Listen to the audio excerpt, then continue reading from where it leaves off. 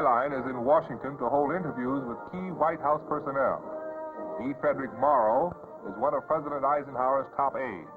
Mrs. Lois Lippman is first Negro woman to be appointed a White House secretary.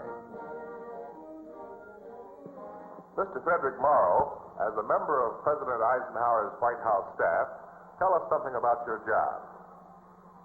Mr. Alexander, I think my job is one of the most dramatic symbols of the Eisenhower philosophy of democracy. That a man should have the right to rise in the world as far as his ambition, his character, and preparation can carry.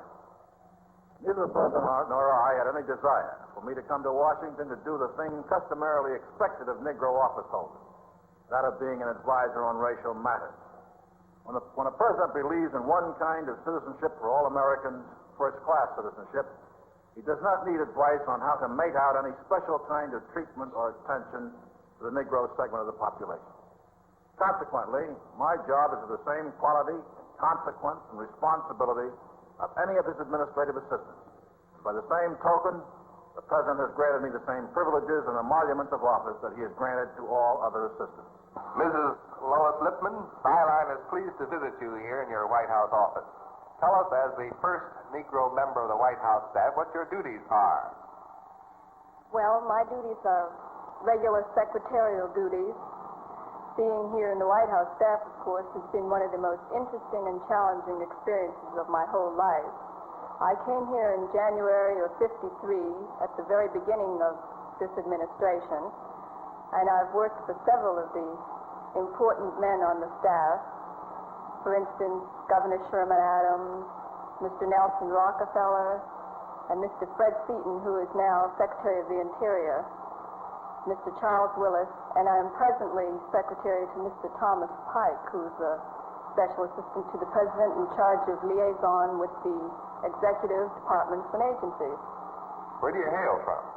I'm originally from Boston, Massachusetts. I worked on the Eisenhower campaign out of New York City. As one of the producers of Byline Newsreel, we're very privileged to be in the office of Mr. J. Ernest Wilkins, Assistant Secretary of Labor in charge of International Labor Affairs.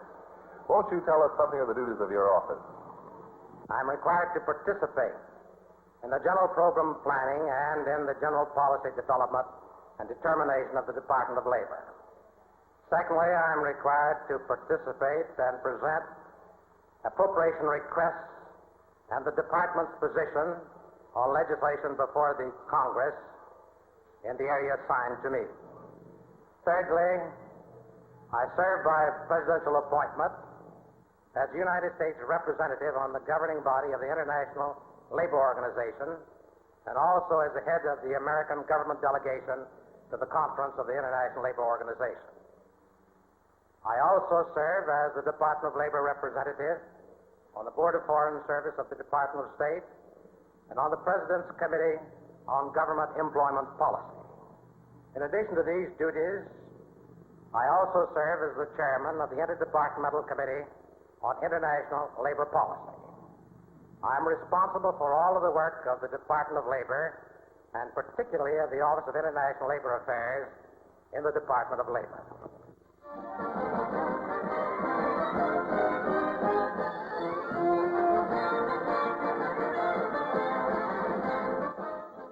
Competition in all events is sharper this Olympic year than it has been in a long time.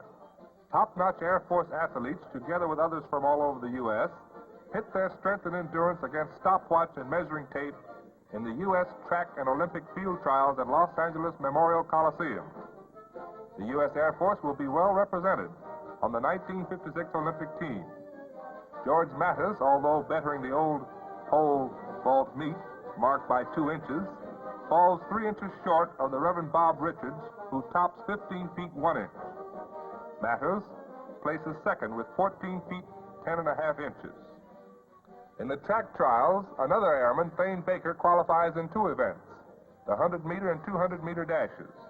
Cum Lee of the Air Force qualifies in the 400-meter dash, Lon Spurrier in the 800 meters, and Jerry Smart as alternate in the 10,000-meter run.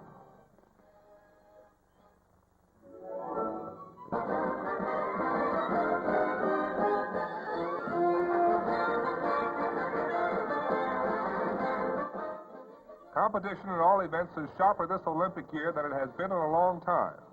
Top-notch Air Force athletes, together with others from all over the U.S., pit their strength and endurance against stopwatch and measuring tape in the U.S. track and Olympic field trials at Los Angeles Memorial Coliseum. The U.S. Air Force will be well represented on the 1956 Olympic team. George Mattis, although bettering the old pole vault meet, marked by 2 inches, falls 3 inches short of the Reverend Bob Richards, who tops 15 feet 1 inch. Matters places second with 14 feet 10.5 inches. In the track trials, another airman, Thane Baker, qualifies in 2 events, the 100-meter and 200-meter dashes. Cum Lee of the Air Force qualifies in the 400-meter dash, Lon Spurrier in the 800 meters, and Jerry Smart as alternate in the 10,000-meter run.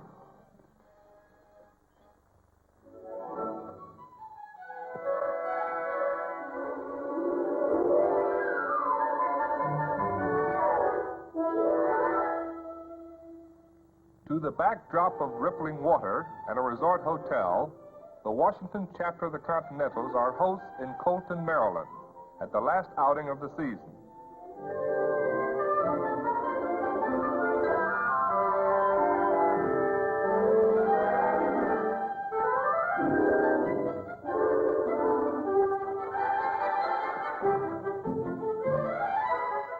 The refreshing water of the hotel pool is a haven for the guests and members from other chapters, all on the eastern seacoast, who are on hand for the festivities.